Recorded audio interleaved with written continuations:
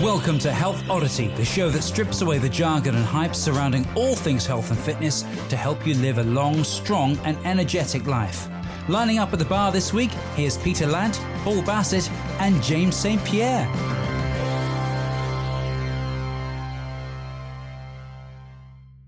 Hello and welcome to the Health Oddity podcast, episode 63. The recording of this episode is slightly delayed because Paul and I had to wait while Pete finished off his Rubik's Cube, because he said if he hadn't finished the Rubik's Cube once we started, he would feel distracted throughout. So he does love his Rubik's Cube. Well, he has, he will tell us in a minute, he has multiple Rubik's Cubes of all different dimensions and he's exceptionally good at them. So anyway, welcome to Health Oddity, episode 63.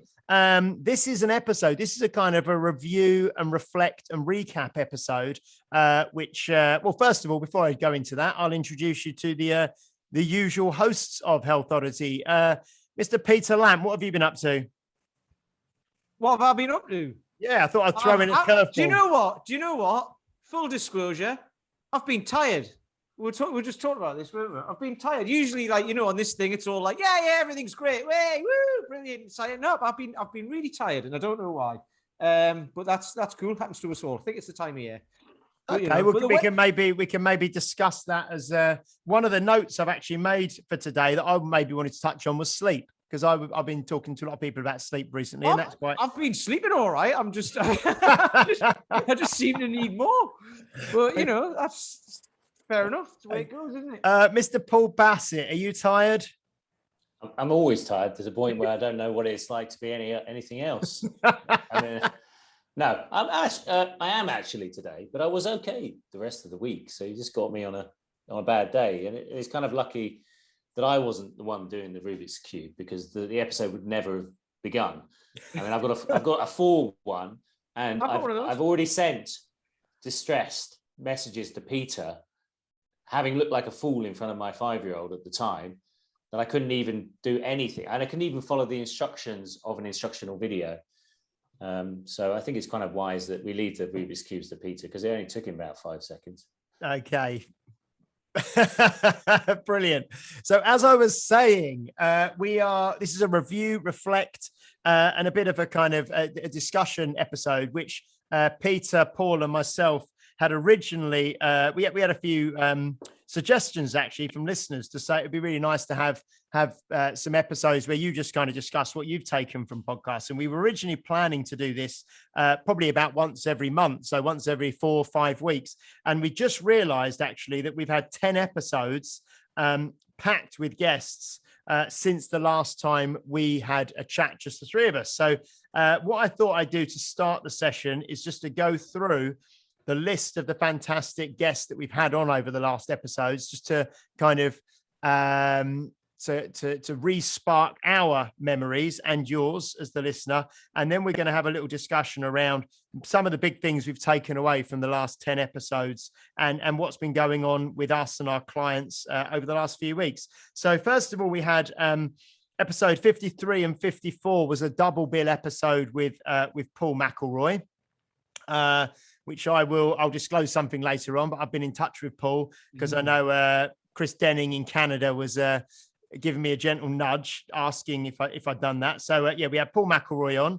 Episode 55 was Jim Hatcher, who came back for his second episode with us, all about how to stay motivated and active through retirement and as we age.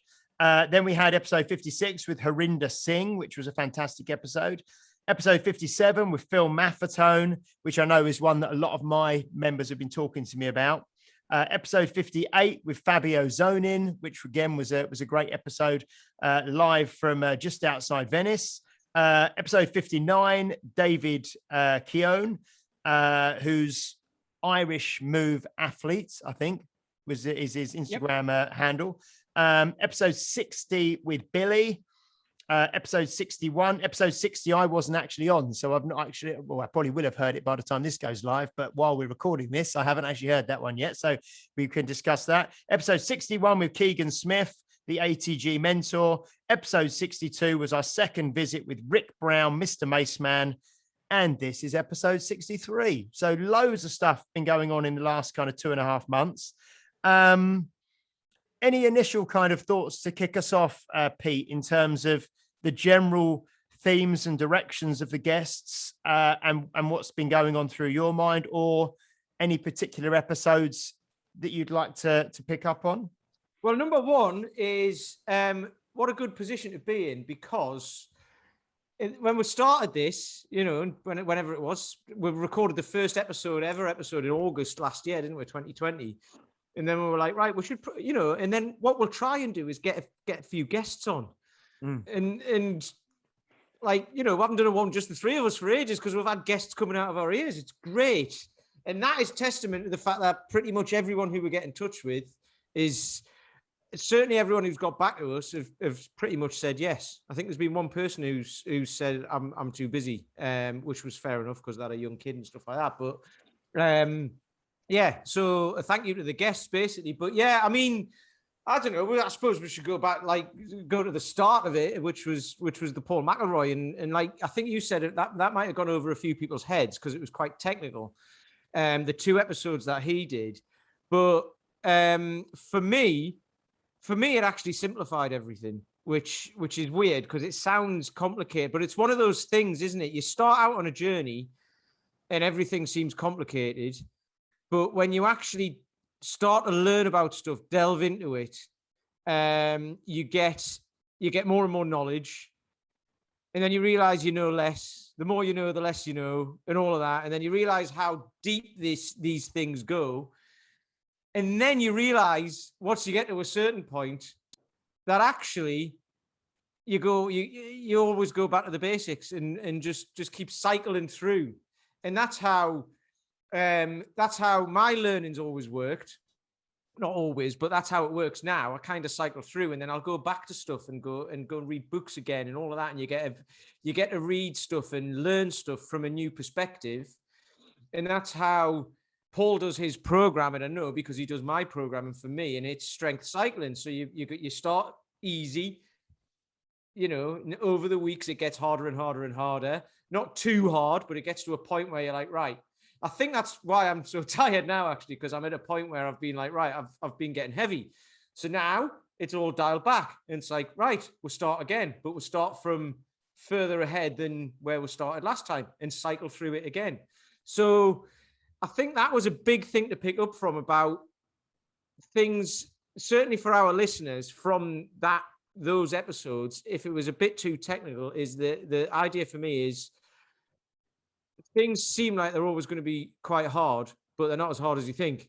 It's hard in the beginning, but then actually the more you start to learn, the more you know, the more you realize that actually it's just about the basics and just going over the basics again and again and again. And then the cool stuff you get to be able to do when you do get the knowledge of the strength and all that, and you can start to dazzle people with your knowledge, wit, whatever it is, your magic tricks, your juggling, whatever it is you're learning. All of that is like the stuff people want to learn in the very beginning, straight off. But it all comes. You've just got to keep doing it and keep going. Yeah, I mean, I think I got some feedback from a couple of members who are listeners. Re the Paul one, and I think I think one thing that I got from that from us doing the podcast going forwards is I think what has thrown certain people with certain podcasts we've done is when guests or we start using acronyms and things for things that there's a certain assumed knowledge. And I think I'm going to be very conscious of that going forwards.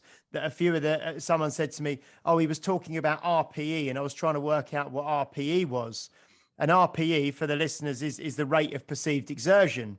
So I think that's one thing that when we started the podcast, one of the main things was to kind of bust through the jargon and that sort of thing. So I think what I'm going to try and do, from feedback going forward, is if we have a guest who uses an acronym, I'll stop them and ask them to just explain what the acronym is, just for the listeners, because that's something that, and it's easy when you've got, the three of us who are all trainers talking to another trainer about stuff, and you use an acronym that we use daily almost. but to someone who is not within this industry, it's something that might throw them and they might not know what's going on. So I think that's something I'm going to be really conscious of. But no, I think, yeah, I loved the episodes with Paul. I thought he was great. What do you think, Paul? I think it reinforces this idea that sometimes we just need a bit of help, because there are a lot of people who thought very deeply about things. I mean, if anything to say about Paul, he does think very deeply about strength training. He sees it as something to be mastered. He has a passion for it, and it's not just about showing up and sweating. And as an individual wanting to achieve results, and most people want to achieve results. I mean, we're maybe atypical in the fact that we want to understand how you achieve results, but for many, they're happy just to achieve results, to live, to be stronger, to be able to do more, to be happier, and things like that. So the knowledge that there are people thinking deeply about that and have a root is very heartening. And it also means that sometimes you have to offload that part of your journey to someone else. It's not to say you absolve yourself of responsibility, but it does mean you say, okay, someone who knows a lot here, so I can learn something from this, and I can follow it, and I can and I don't have to know everything about why, but I do need to know that it, based on the results that individual's got, that is something, if I do follow, then I'm going to be close to where I want to be. And a lot of knowledge will be acquired through taking action. I mean, it's one of the reasons we're all working with him now is because part of the journey of understanding strength and getting results is through doing. And part of doing is sometimes to say someone else has done the thinking for you and you can just take action. So I think that's one thing to take from very technical things. I mean, there will always be a subset of our audience who understand that, or who have an inkling into it. But I think if you are struggling to understand that and you want to, then probably the message is you've got to swat up, you've got to re-listen to that episode, you've got to take some notes, try and understand it. You can join our Health Oddity Facebook group and ask us questions. But otherwise, it's saying, okay, I need to find someone who understands this system, and I need to work with them in order to get the kind of results which I think they can get. And I think that's the interesting thing from those things. The other thing is, sorry, go on. No, carry on. Oh. No, it's just going to be a crass aside saying we should get something like an acronym hat. Whenever anyone uses it, we just put a hat on. Or just an acronym, you hold something up just to say, explain the acronym. Yeah, like a little foam hand. Now, from that though, Paul, I think that's brilliant, because like the training I've been doing with Paul isn't like it's nothing like it's not totally different to what I've been doing. It's just slightly different, but he looks at things slightly differently and changing a little bit of technique here and there. And actually, you're right. I want to understand it, but understanding it is doing it. And I've been working with him since January, so it's been 10, 11 months, and I've learned loads. Not by asking him loads of questions as well, necessarily, just by, doing the thing. And then it's like, right, okay, that's what that feels like. Because whenever I'm training, like my guys in the park and online, I have to think, like, if what I'm giving to them, what does that feel like in their shoes? Because I've been in their shoes. And that'll be like a lot of the listeners as well. Like, those guys have been in your shoes and we know what it's like. So therefore, some trainers might just give you stuff to beast you and be like, right, we're going to make you sweat and this and that and all that, which is, how it goes sometimes. But at least this way, it's kind of like, right, we know how you feel. This is going to feel easy, because I get that from a lot of my guys as well. Like, this feels really easy. So on what James was saying, the RPE, the relative perceived exertion, that's kind of a scale of 1 to 10, isn't it? Well, it could be anything really, but it's generally a scale of 1 to 10. 10 being, you're blowing out your arse and you're going to cough up a lung, and 1 being like sitting on the sofa. But that's different. Again, that's even subjective and different for everybody, right? Certainly, well, Paul said that he says that I will tell you what it is. Yeah, I was just about to say, certainly my perception of what an 8 out of 10 is totally different to what Paul's perception is. Which is good, because he sees that within people as well, because which is another reason why it's good to outsource this stuff. So we're all trainers, but we all use a coach, because for various things as well, because you don't know it all, and learn and we do want to learn along the way, but this kind of accelerates your learning as well, because learning yourself, you're going to stumble and make all those mistakes. Whereas you can talk to someone who's made the mistakes before you, who knows more than you, who's been through that sort of thing, like I've just said, so they know what you're going to feel like. So therefore, it kind of accelerates your learning, which is all we want, really. We just want to get from A to B as fast as possible. I think well, it shows when we have guests on who are more used to talking with other trainers and used to educating other trainers. So, for example, when we had Keegan Smith on a few weeks ago, he was quite technical as well. And a couple of times, and he's a lovely guy and he knows his stuff inside and out. And a couple of times I sort of said, well, if you were going to explain that to sort of like a lay person, how would you explain it?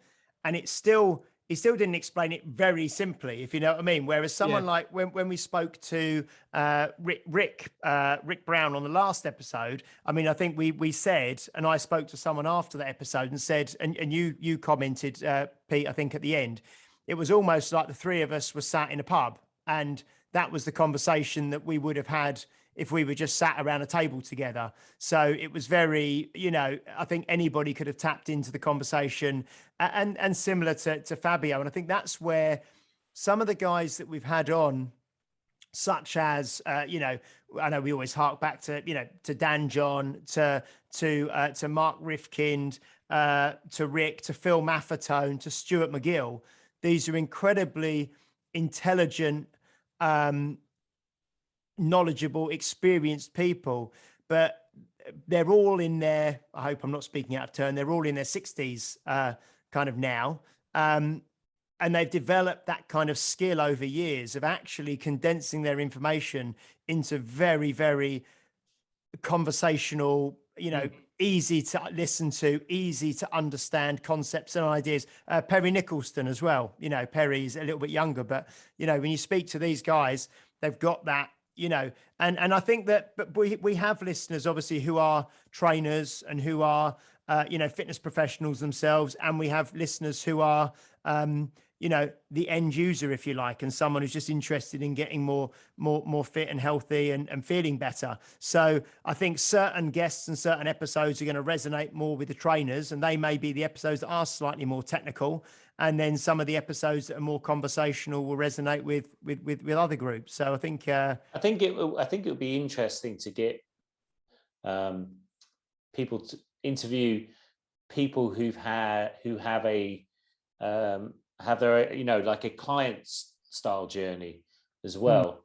I suppose the difference is that a lot of the guests we get on board are very accustomed to explaining their journeys and their ideas. And they have spent a lot of time, like anything, the more you express yourself, the more you play with these ideas verbally and with other people, you become much better at communicating them. They become much more,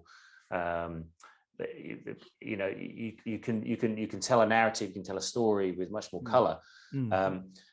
So someone like Chris Denning that was why we had David on, wasn't it? Because he's David, yes. David was actually a middle ground. Well, he used to be just your average guy, from near Dublin and all that until he was 32, and then he became this non-average guy. Yeah. But he's not been in this world very long. He's been in it for 25% of his life. He's not been in it for like 20, 30 years, like a lot of other people have. But I suppose what he's had though is because of his crazy achievements, he suddenly had people coming to him saying, "How did you do that?" And then I bet he went, "Oh God, I've got to be able to tell him how to do it. I was just doing it." Yeah. And a lot of our clients who've achieved a lot of success, you ask them how they've done it, and they're like, "I just did a bit of this, a bit of that," and and then you could get them on the podcast, and it would probably be quite a short podcast because they're not used to expressing it. I think that's the thing with like David Keown, like you said, and with say Chris Denning as well, who's two guys who are both in their 40s, I believe. Normal guys who are just love training and easy conversational kind of style. So yeah, no, it's I mean, the thing is though, I think that's what we are. I mean, James has been in the industry longer than myself and Paul. But I mean, we've been in it for a fair while now. I was thinking about it the other day, and I've been, I think I'm coming up to 8 years, which isn't a small amount of time. It's not like 20 years, it's not 30 years, but again, it's, and I always used to see like people in their 60s, there was a guy who I was talking to who was in a completely different industry, but he was like, yeah, I've been doing it for 30 years and all that. And I was like, oh, I'd love that. But actually, by the time I'm 60, I'll have been doing it for nearly 30 years. So that's really good, and it's never too late to start, because like, if you live for another 30 years, you're going to learn for another 30 years, right? But I think we're all that type of person. Like, we've all done it for, it's not like we've, like the technical stuff, I understand it, but trying to explain it to people, I'm not very good at that. But fortunately, the guys who are trained, I don't need to be able to explain it that technically. I just need to get them to understand sometimes why something works, but not to the nth degree. It's just like, this is all you need to know. And if you want to know more, go and listen to the podcast. It's rare that you need to with most people, even athletes. I suspect you kind of just like, mate, you just need to do this, do that, and give them, those simple cues. It's really when you start getting into and it's quite easy as us trainers to get into that circular thinking where we're trying to explain the whys and wherefores of a particular movement, and we can become very technical within our own community. We don't probably rarely would need to outside that explain anything in any depth. It's always good to have it there in the background. Today I sat down with two guys who were interested in one of my programs, and it was evident that they were just interested in finding out what the philosophy is, why things work, why these things work in that way. And they were prying and asking a lot of technical questions.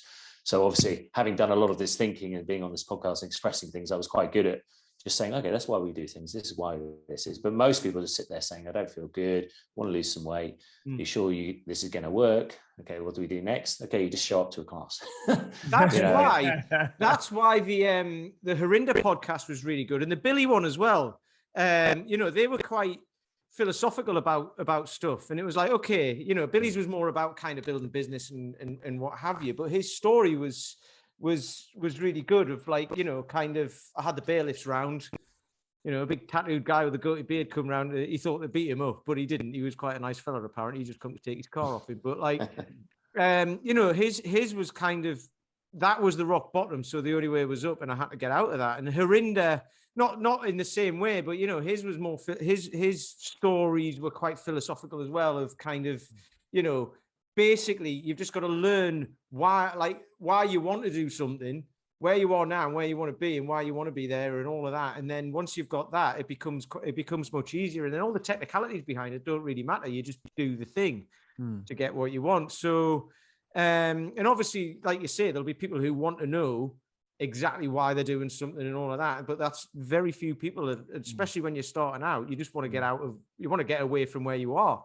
which is why kind of, Stuart and Phil Mafto and Dan John and all that, they're really good at explaining that, because they kind of just take you on that journey in about 5 minutes. Yeah, I think the start of this kind of block of 10 podcasts, since our last conversation like this, we obviously had Paul, then we had Jim Hatcher back on, didn't we, for his second visit, and I got lots of positive feedback on Jim's, because it kind of almost sets. I know we've had a number of guests now who've kind of helped set that context, haven't they, as to what we're, what's it all about and where are we trying to get, and when you've got someone who's 80 years old on the podcast talking to you about their life and looking back, it helps give a different perspective, doesn't it? And helps give a context to everything. And I know that, Pete, you've been talking recently about, what's it look like in 20 years and how's this going to impact me in 20 years time? And when Dan came down to do the workshops with us a couple of months ago, he was talking about his 5-2 kind of planning system. What's it look like in 2 decades? What does it look like in 2 years? What's it look like in 2 months? And then what's it look like today and tomorrow, and putting those plans in place. So, no, I think Jim was great. And I think as we're one of the quotes I loved from Fabio the other week was where he said, you don't really need to learn how to swim until the water's up to your neck. And Yeah.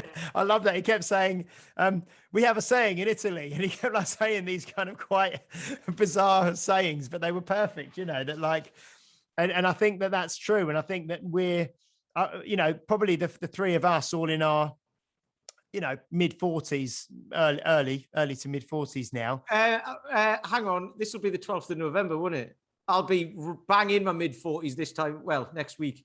What, 45? 45, bang on it. Okay. Oh, you've gone quiet, Paul. What's your midlife crisis going to be? I've already had that. I had that about 5 years ago. Okay. You come through the other way. I changed. I got made redundant and became a personal trainer and got a divorce and all that sort of stuff. So yeah, I've done all that, mate. I did it early, which probably made it. But I'm going to have about 3 or 4 because Jim said I was going to live till I was 130, didn't he? So, I've had my first, I've had my quarter life crisis, put it that way. So I was just going to say that where the water, you don't need to learn to swim till the water's up to your neck. But if we're all mid 40s, so probably the water's up to about our stomachs probably at the moment. But I think it's good that we're all learning to swim now, and we're looking more long term, and we're thinking. I certainly am, and I know you guys are as well, about what do I actually need to be better, to be stronger, to move well, to eat better, to sleep well, to just look after my life, and so that in 10 or 20 years time, I'm still feeling fit and strong and healthy and can do what I want to do. So totally. Yeah. I mean, I keep thinking that as well. Like, what would I say to myself? What would I say to my 20-year-old self? People talk about that a lot. What would you say to your 20-year-old self? And it's like, that's kind of good, but it doesn't matter because there's bugger all you can do about it, right? So what would you say to yourself now? Yeah, what would you say to yourself? Just talk to yourself now. What would you tell yourself now that in 20 years' time you'd wish you'd told yourself, and then do that, right? I mean, which is, I think that's easy to do because I do that all the time. I was at a Grayson Perry thing the other day, and he was talking about like how often do you think about dying? He was polling the audience. It was quite good actually. It was an interactive show, and he was polling the audience. He said, "How often do you think about dying?" And I'd said every day. He doesn't know it was like I said that because it was like a poll of the whole audience sort of thing. But a lot of people were like, "Oh, kind of as if to say I don't like thinking about that." And it's like, well, if you don't think about it, you don't think it's going to happen ever.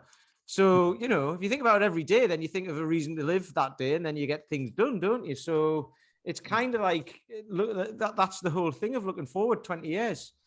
It's, what do you want your life to look like? Do you want to be incapacitated and not being able to do anything? Or do you want to be like Jim? We'll go into one of the more recent guests we had, Keegan, the ATG mentor who does a lot of the work with the knees over toes guy.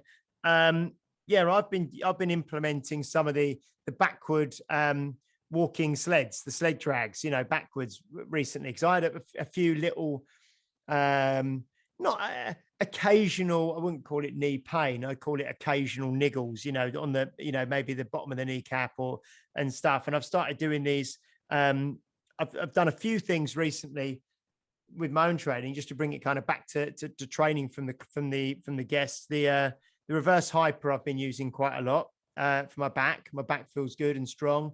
And then those reverse sled drags, which I think are and I've used those with a few members. And it's amazing how it's not about the load. It's just about, and I know you get the same sort of effect from walking backwards uphill, but when I'm in the studio, I've got a flat surface. So I don't have many hills around here. You've got plenty of hills around where you are, Pete. I know, but I was doing it on a dog walk the other day. Sid was walking backwards uphill. Yeah.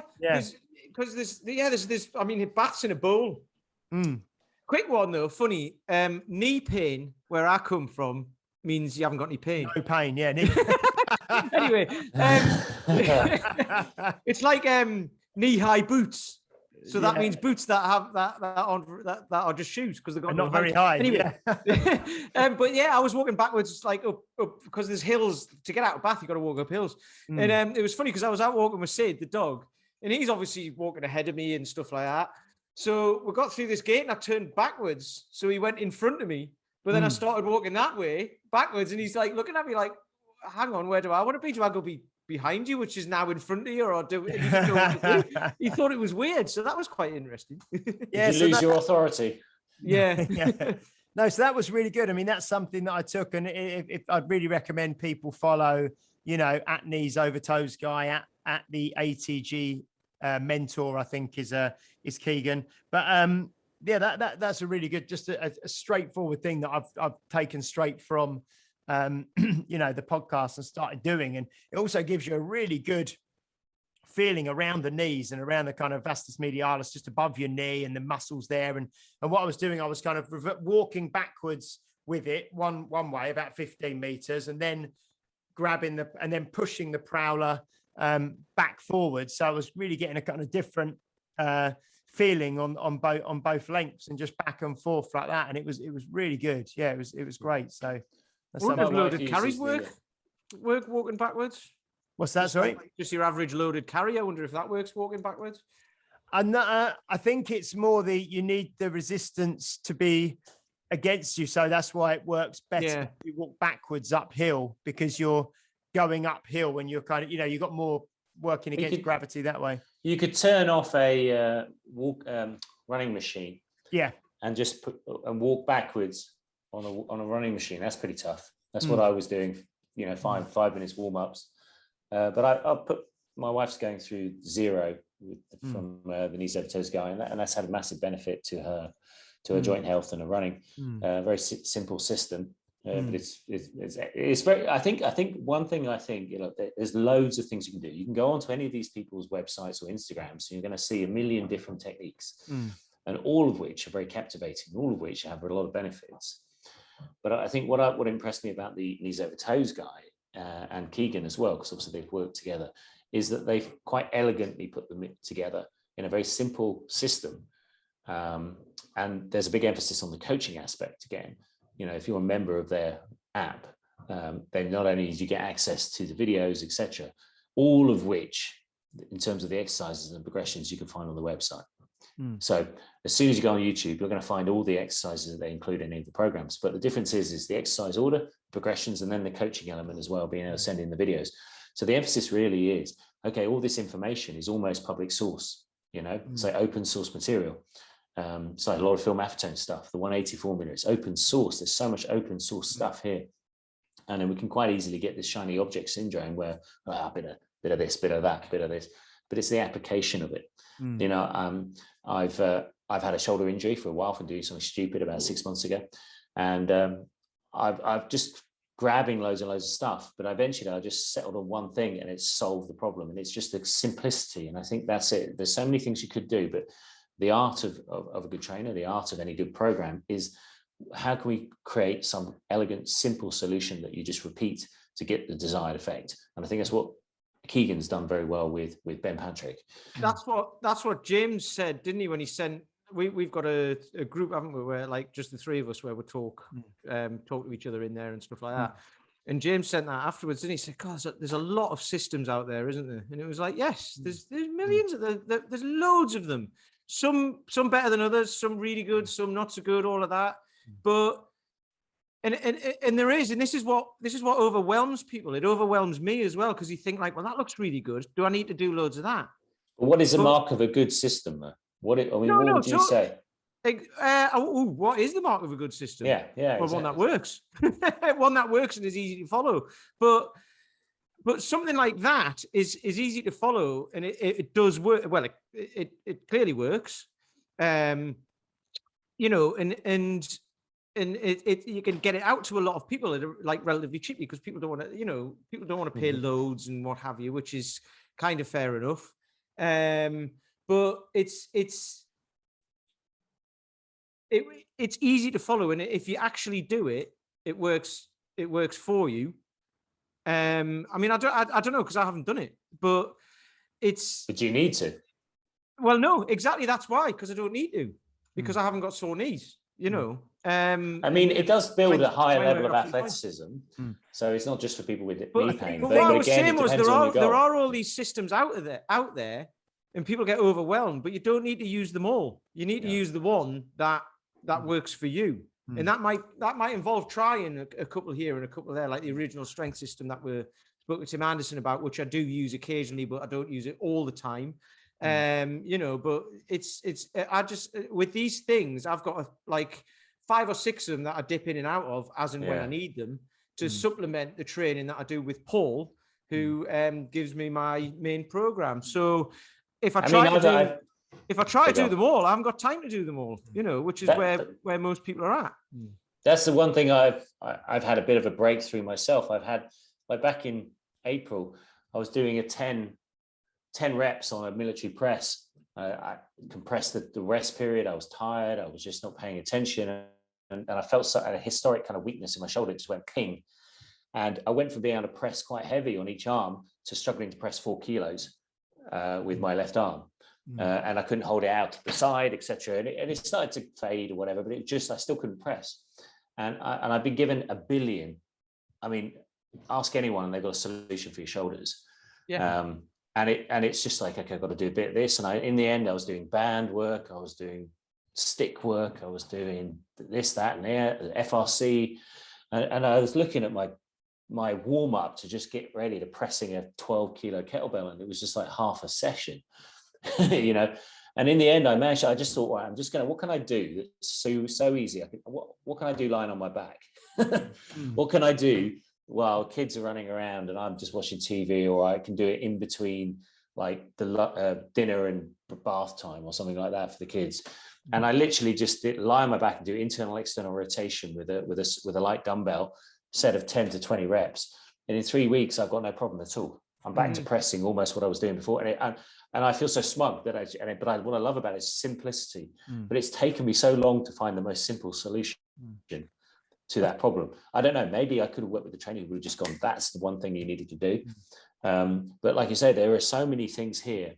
And it's so easy to just kind of get overwhelmed by this sheer amount of things you have to do, because you could, like you say, Peter, you're doing the Paul's program for you, but then there's all this supplementary work that you've got to, that's going to allow you to be a higher performing version of yourself with those specific exercises. But then it's like, well, what do I do? Where's the best bang for my buck? How do I borrow from that system? Should I just take partial part of that system, or should I do it all? You know, will it only work when I have the complete picture, or can I just take walking backwards, for example? Or should I be doing the tibialis? Should I be doing the calf? Should I be doing the knees over toes, the calf raise, and the ATG split squat, and this and that and the other?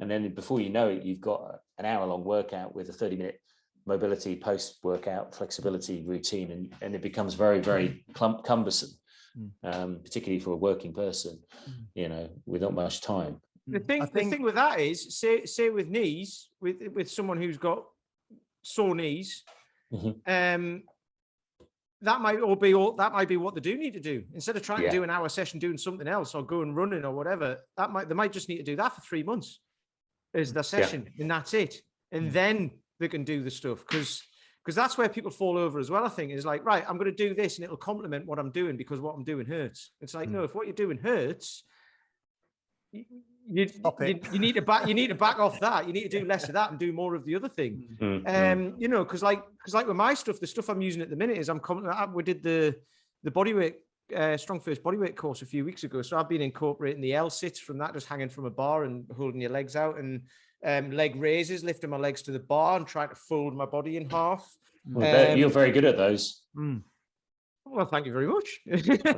But I'm also I've got my parallettes back out, so like just 2 bars on the ground, and I'm doing L sits on those, and then try to do not necessarily headstands because your head isn't on the floor, but like kind of stand upside down on those, and that feels really good, and you can feel the strength working. And the great thing about those is they don't absolutely tire you out. You do like 3 reps of leg raises and an L sit, and that'll do for a day, and I might do that twice a week. And then another couple of times I might take the parallettes down the park and teach the guys how to do that, and do some stuff in between sessions as well. Just do a couple of headstands, and then that's all I need. And that at the moment, that complements like the other stuff that I'm doing really well. And it doesn't take it out of me either. It doesn't tax my central nervous system too much. It doesn't tire me out. And that's why I stopped doing FRC. I loved Yeah. I loved FLC. I really Just quickly, enjoyed I'm just going to hold up the acronym hand. What's yeah. FRC?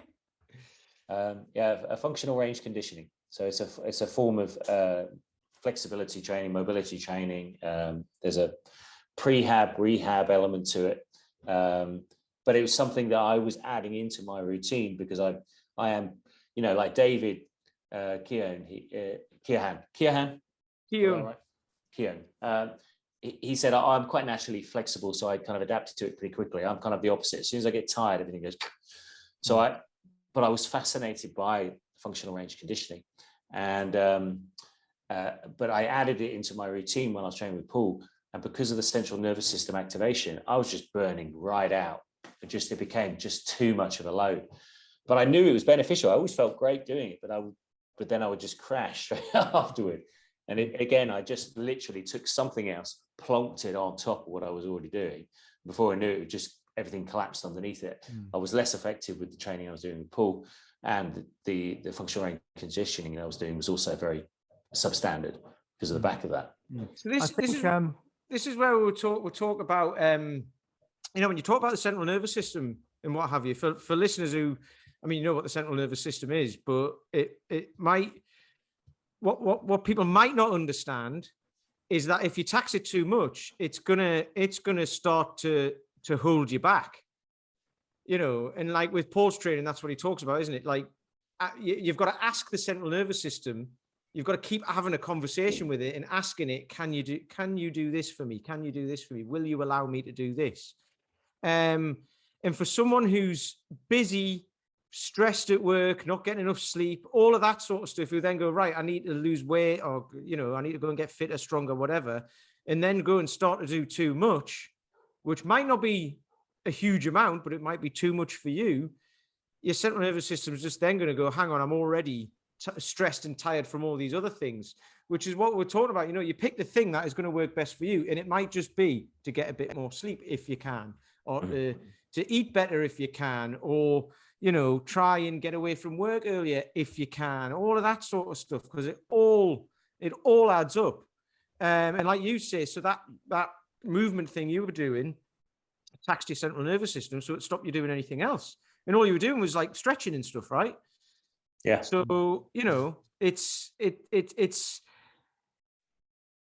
it always astounds me how important that is, and how very little people give to it, because they just go, oh, it's just because I'm tired. Like I'm tired at the moment, like I said earlier, and I have probably taxed my central nervous system too much, but without really considering it. So I'm starting to consider it more now, and try and get more rest and what have you, because it doesn't make you feel very good.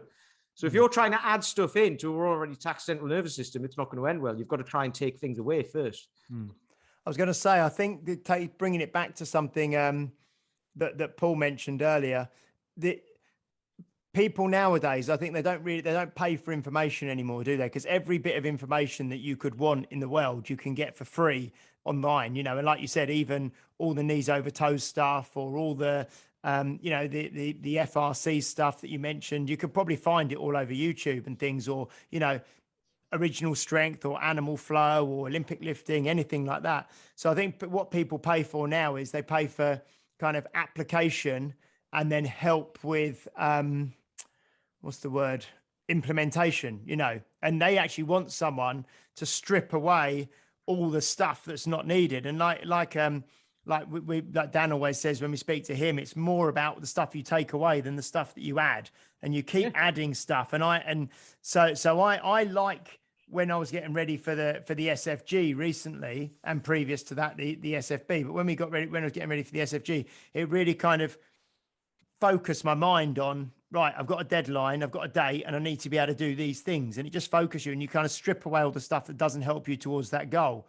And that's why I think people, we do speak about it a lot on this website, where people can become quite dogmatic or quite institutionalized within, you might have someone who is, well, I do calisthenics, or I do kettlebells, or I do Olympic lifting, or I only follow the strong first principles, or I only follow the knees over toes guy system, or whatever, because I think it then allows you to shut out a lot of the noise that's around you, and it allows you just to focus and probably be a bit more effective in your time.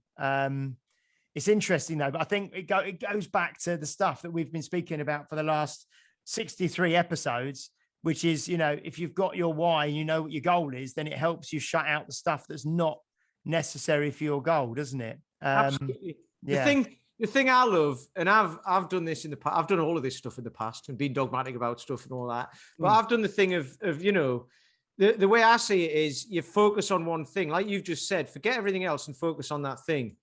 And then you can do that for like 6 months or something. And then you can go, right, I've done that. I'll focus. And if you can carry on with it if you want, or you can go, right, I'll focus on something else and I'll focus on something else. And then what you start to do is start to see that you can take this bit out of here and this bit from over here and this bit out of here. And you actually become, this, I don't know, you become to be able to be like water, as Bruce Lee would say, I suppose. Yeah. I don't know if that's right, but you know what I mean. Sometimes. But what I was going to say, I've just forgotten what I was going to say. I've just actually forgotten. Anyway, it doesn't matter. It'll come back to you. Carry on, Paul. Oh, I've forgotten what I was going to say. No. Sometimes, unless you put enough time in, you never get to the level of results in which something else is necessary. So for example, unless you get to a certain level in a particular sport, you'll never quite find out what you need in order to take you to the next level, because other things won't, because what you know is when you start loading yourself and you start increasing the amount of intensity of any of your training to the point where you're pushing yourself hard, you're doing a lot of volume, you're using very heavy weights, you'll start noticing other areas that you need to work on in order to elevate you even further. But most people never put enough time in order to get to a certain level to necessitate another approach.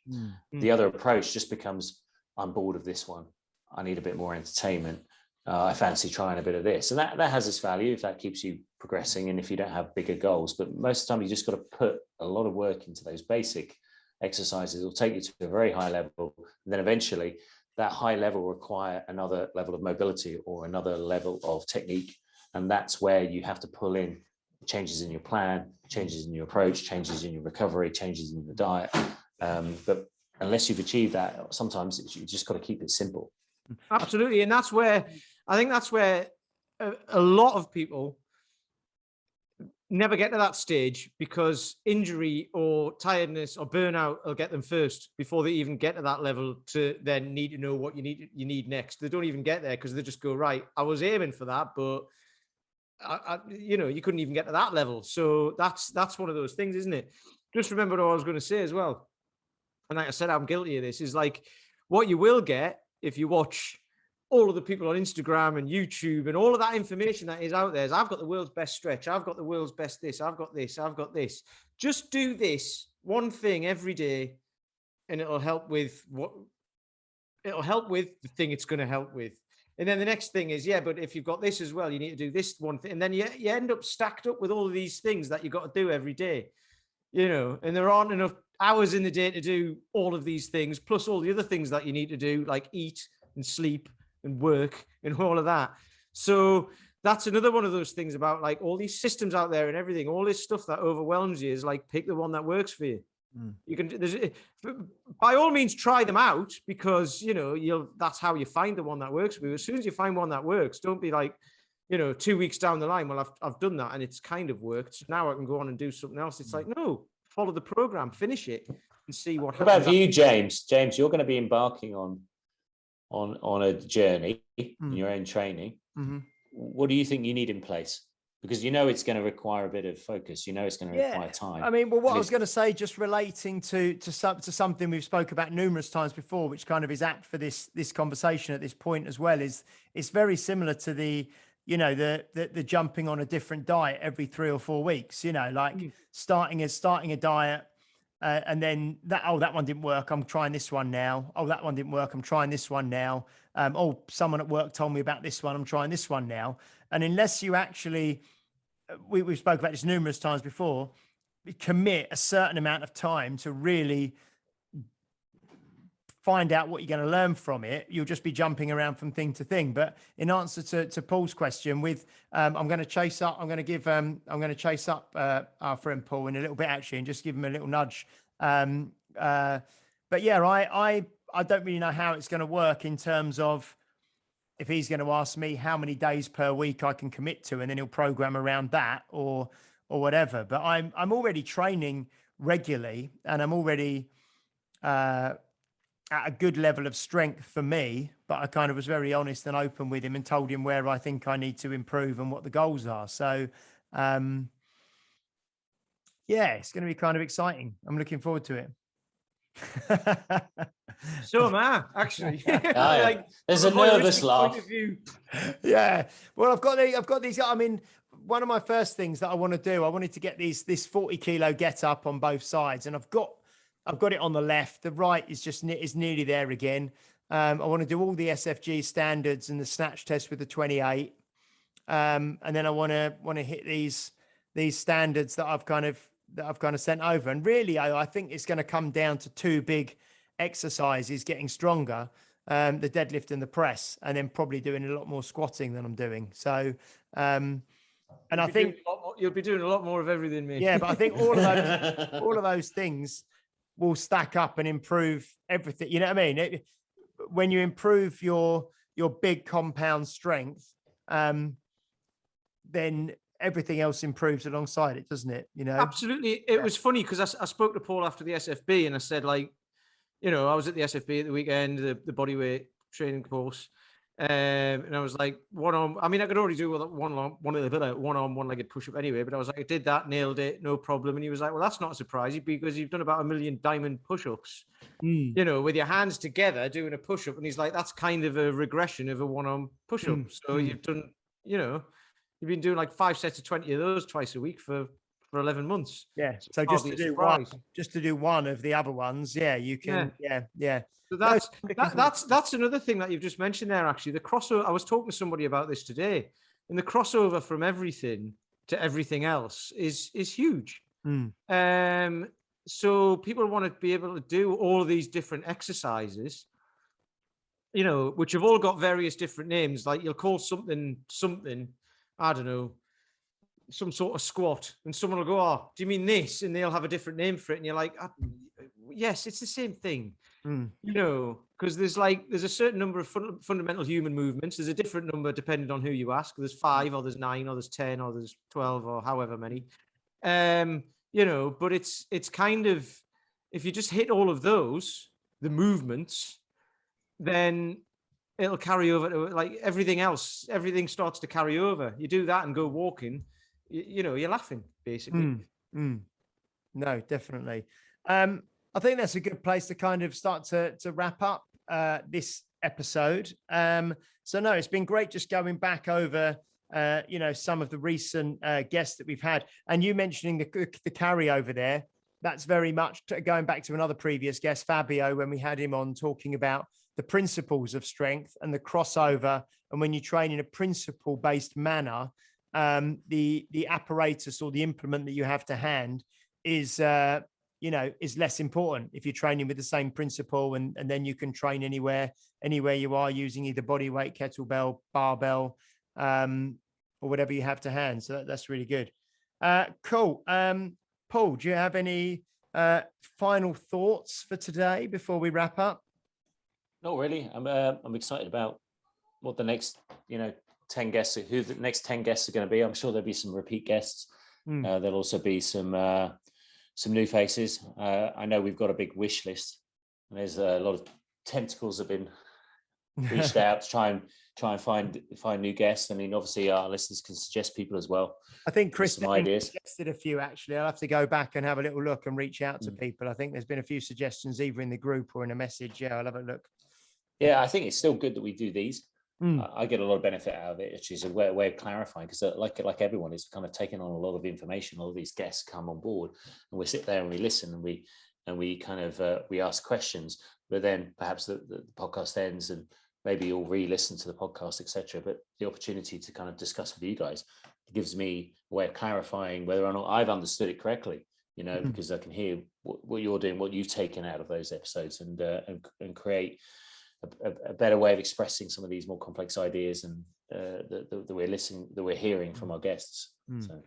And I think a big thing we've got out of today's episode is the acronym hand. So if you see the hand come up, it means explain the acronym. So we'll have to say that to our guests when they come on. If we hold a big hand up, explain the acronym. That's quite good.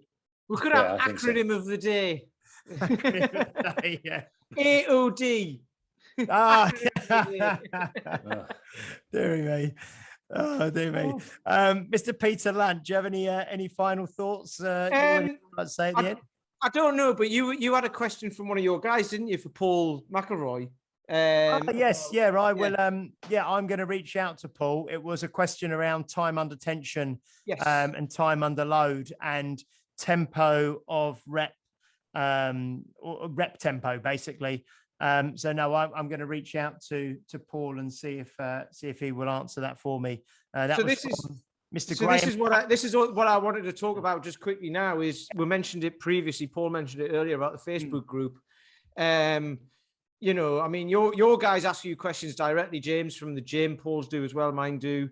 And these are questions that you can be like, well, they didn't mention this on the podcast. They didn't mention this, whoever it was, like if it was Phil or Dan or anybody who we've had on.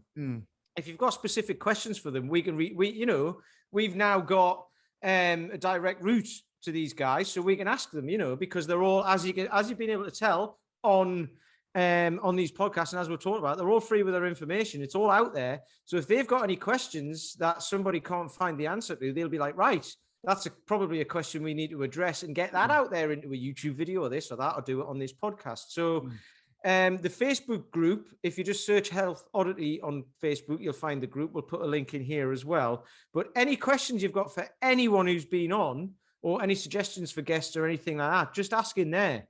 And if the person who you want to ask isn't in there, we can ask them directly, or we can talk to them and say, look, this would be a good topic idea, a good topic for an episode. Yeah. Okay. So this, we're trying to make this as interactive as possible, and we'll get the odd dribble of questions here and there, but I'm sure there's got to be more out there. So don't be shy, is what I'm saying. Yeah. So thank you to Mr. Graham Harris, who asked me about that question about the time under tension, the rep tempo, which I will go to Paul McElroy and find out. So yeah, I'd just like to say, it's been great, a great 10 weeks of guests. It's been great doing this one with Peter and Paul as well. Just a quick reminder, we do have Mr. Maceman over in the UK at Unique Results in Chelmsford and Essex. This episode is going out first on the 12th of Friday, the 12th of November. And so next weekend, which is Saturday the 20th and Sunday the 21st of November, Mr. Maceman is over doing 2 one-day workshop certifications. So we'll put the links to that with the notes and things on this one. And I just want to say, I know we did it last week, but just thank you for, our ever increasing monthly downloads. And one of the things I thought of the other day when I was happened to be in a cold shower was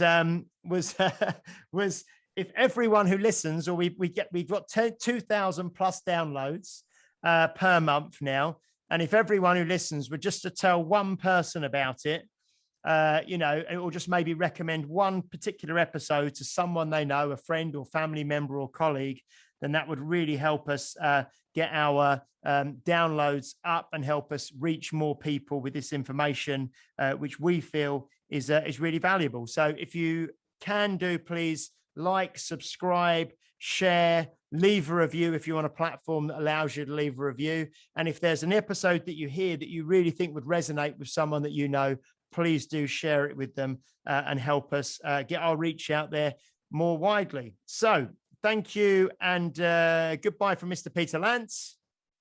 Goodbye. Another acronym for you, TMI. Too much information. Now we know what James thinks about when he's having his cold showers. Anyway, there you go. Okay. Yeah, how to get the listeners up on the Health Oddity podcast. Okay, and thank you and goodbye from Mr. Paul Bassett. TTFN. Ta-ta for now, I think. And I will see you soon. Thank you very much, everyone. We'll see you next week. Take care. Bye-bye. You've been listening to Health Odyssey with Peter Lant, Paul Bassett, and James St. Pierre. To get your regular fix of hype-free health, you can subscribe and leave a review wherever you get your favorite podcasts. You can find out more on today's and other topics at healthodyssey.com or find us on Facebook or Instagram by searching for Health Oddity.